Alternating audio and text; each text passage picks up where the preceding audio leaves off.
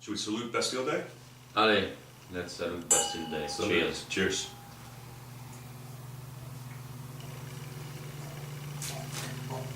Excellent. Okay, so today, thank you, Jean Trimbach from FE Trimbach in Alsace. Today we're going to talk a little bit about wines from your winery. What I'd like to do though is if you could just please give us a little background on Alsace, what makes the region interesting or unique. Well, yes, you said it. Alsace is a very interesting region because we are first producing grape varieties that very few people grow, and on top of that we produce them in a very unique manner, which means traditionally Alsace wines are dry. So well, it started years ago, of course. Supposedly the Romans started growing grapes in Alsace, but when it comes to Trimbach, we are now on the 12th generation, and I'm happy to report as well that the 13th generation just jumped in. So it started in 1626, and the four major grape varieties we are producing are Riesling, Gewürztraminer, Pinot Gris and Pinot Blanc. And in fact, we're tasting Riesling today, we'll get into this in a minute, but isn't this basically the only region in France where Riesling is really allowed to grow?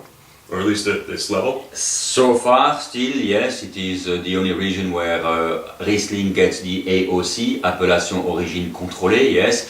Likewise for Gewürztraminer, Pinot Gris and Pinot Blanc. And we would like it to stay like that. Yeah, well, you have a little exclusive on the territory. So describe a little bit about the growing region itself. You know, some people might not be exactly familiar with where Alsace is located between basically France and Germany. Climatically, well, we are northeastern part of France, with Champagne. We are one of the most northerly region. But what's very interesting with Alsace is the microclimate. We really enjoy a fabulous microclimate. And Ribeauvillé, my town, is very close to Colmar. Colmar, wine capital of Alsace. And it says that Colmar is the second driest town in France, as dry as the Spanish border south, basically 1,000 kilometers south of Alsace. And what contributes to that unique climate? Thanks to the Vosges Mountains. We have the Vosges Mountains, which act like a natural barrier for all the rain and the winds coming from the west. And as a result, the rainfall in Alsace is quite limited, and we enjoy around 400 to 500 millimeters of rainfall per year, which is very small. And the grapes love it. The grapes need to suffer a little bit, and sometimes they suffer a little bit of the heat. But if they suffer, that means as well that the vines, the roots of the vines will go deeper into the soil. And if the roots go deeper, obviously, it brings complexity and minerality to the wine. Sure. Okay, so we've got dry conditions here because of the Vosges Mountains, but we're also kind of in a northern climate. We're around 47 to 49 degrees latitude north, correct? Yes. And so, do you get cooling effect because of those northerly climates? Yes, we usually have a very long summer, which means picking towards mid-October, the end of October, which is great. So our grapes really enjoy a beautiful long time to polish the ripeness. But at the same time, we usually have cooler nights. So cooler nights preserve the acidity, preserve the freshness, which we need. Riesling obviously always have enough acidity, but we need good acidity in Pinot Gris, in Pinot Blanc and Gewürztraminer as well. So one of the benefits of that long growing season, I would imagine, and the dryness, you get nice dry weather in the autumn, and allows you to kind of pick when you need to pick. Absolutely. As opposed to being forced to pick. In some other regions, such as Burgundy, you might get some rain and perhaps be forced to pick maybe a little early, or delay your picking and wait for things to hopefully dry out. So perfect weather conditions. As far as the bottle shape goes, I think a lot of people, especially in this country, look at the Rhine bottle and maybe associate that with German wines, and maybe automatically associate that with sweet wines, perhaps. You mentioned a second ago that your wines are basically all dry. Can you describe that effect as far as selling these wines in the market? You're right. I mean, when it comes to Riesling, needless to say that Riesling, the origin of Riesling is Germany. But we in Alsace inherited Riesling as well, and thanks to our microclimate, we are in a position to produce bone-dry Riesling. Now you're right, when it comes to the shape of the bottle, it's something that is ongoing, And yes, still sometimes people believe, oh my God, this could be a German Riesling, therefore it could be sweet, I don't like sweet wines, blah blah blah.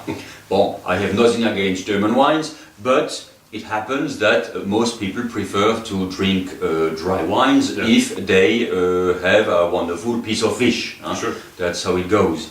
So this is the traditional Alsace flute, flute shape, and of course we would like to keep it because this is very much into our tradition and deeply rooted into our history. Right. Okay.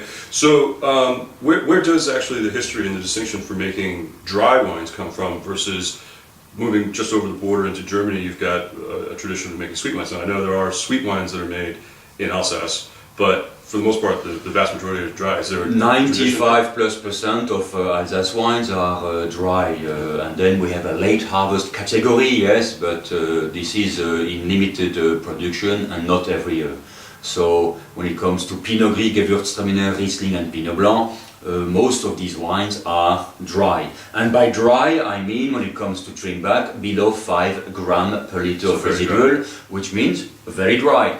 This Riesling, for instance, is as dry as a great Chablis Premier Cru or Chablis Grand Cru. Yeah. It's as dry as a wonderful New Zealand Sauvignon Blanc. Same dryness, but of course we are enjoying a beautiful Riesling fruitiness on top of that. Absolutely. Which means that we are enjoying some touch of green apple, pink grapefruit, white peach, fresh apricot and so on. Nice, vibrant, lively, and I have to say that this is 2008 vintage, and 08 in Alsace has been an exceptional vintage. Here as well, we are talking microclimate. 08 in Alsace is great. In the rest of France, it's okay, but I don't think that Bordeaux will qualify 08 great. In Alsace, it's great because we enjoy a great microclimate. We'll put that in perspective a little bit. How far away are you from Bordeaux?